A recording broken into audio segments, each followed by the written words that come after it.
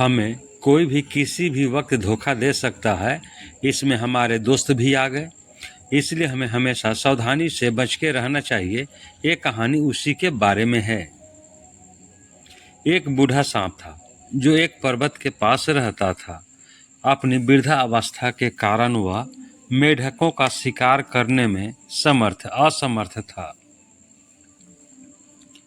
उसने सोचा, मैं भोजन के लिए शिकार करने के लिए बहुत बूढ़ा हो गया हूँ।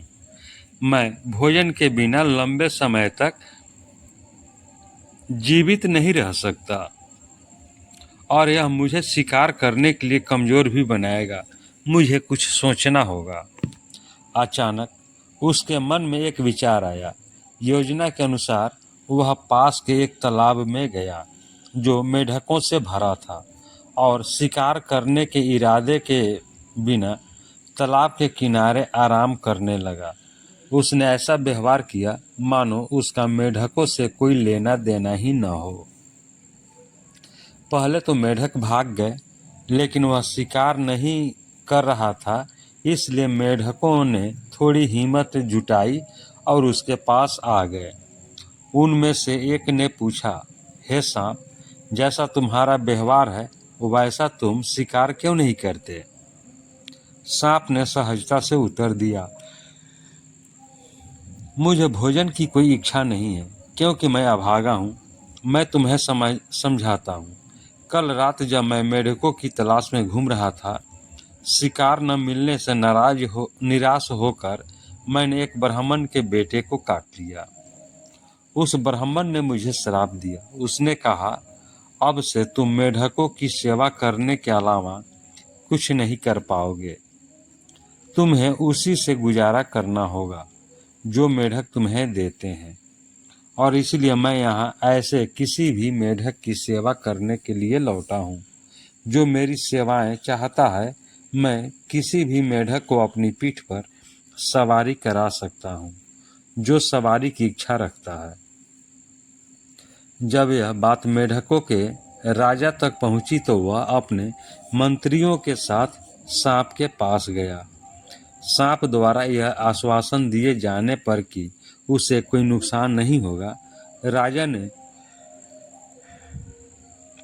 सांप की पीठ पर सवारी करने का फैसला किया। सांप ने उसे तालाब के चारों ओर घुमाया और राजा को बहुत मनोरंजन हुआ। यहाँ तक कि मंत्रियों और अन्य मेढकों ने भी बारी बारी से सांप की सवारी की और उनका भी खूब मनोरंजन हुआ।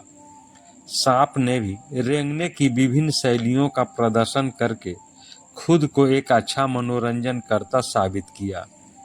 मेढक, विशेषकर मेढकों का राजा, प्रसन्न हुए। मेढक पूरे रास्ते उछलते कूदते रहे। अगली सुबह सांप ने कमजोर होने का नाटक किया और जानबूझकर धीरे धीरे रेंगने लगा। दूसरी ओर मेढकों का राजा सांप की पीठ पर सवारी के साथ सुबह की शुरुआत करने के लिए उत्साही था। उन्होंने सांप के व्यवहार को देखा और पूछताछ की। सांप ने उत्तर दिया, मैं रेंगने के लिए बहुत कमजोर हूँ। मैंने इतने लंबे समय से कुछ नहीं खाया है और आपको सवारी करवाने के लिए मजबूत होने के लिए मुझे कुछ खाना चाहिए। मेढकों के राजा ने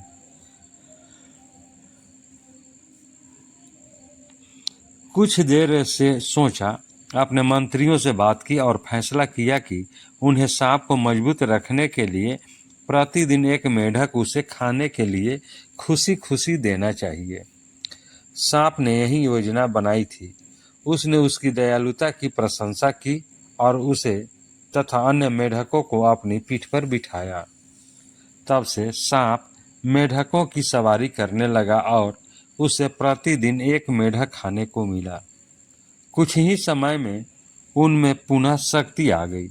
दूसरी ओर मेढकों का राजा यह जानकर बहुत उत्साहित था कि मेढकों की संख्या तेजी से कम हो रही है और उनमें से केवल मुट्ठी भर ही बचे हैं। मेढक राजा सांप की बातों में इतना डूब गया कि उसे उसका असली मकसद समझ नहीं आया। एक दिन तालाब के किनारे एक बड़ा काना सांप आया। उसे उत्साहित मेढकों को खुशी से उछलते और सांप की पीठ पर सवार देखकर बहुत आश्चर्य हुआ। काले सांप ने पूछा, हे मित्र, तुम अपनी पीठ पर मेढकों को क्यों ले जा रहे हो? यह हमारा भोजन है। बूढ़े सांप ने काले सांप को सारी बात समझा दी।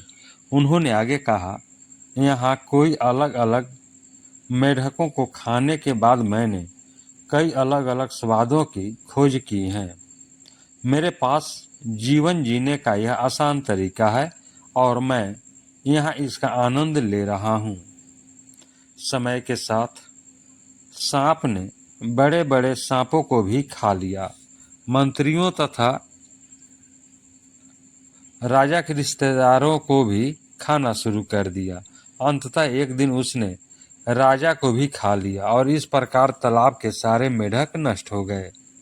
हमें अपने मित्रों सहित सभी ओर से धोखे से सावधान रहना चाहिए। दोस्तों, यह कहानी आपको कैसी लगी? कहानी को लाइक करें, शेयर करें। चैनल पर नए हैं तो चैनल को सब्सक्राइब करने बेल आइकन का बटन दबा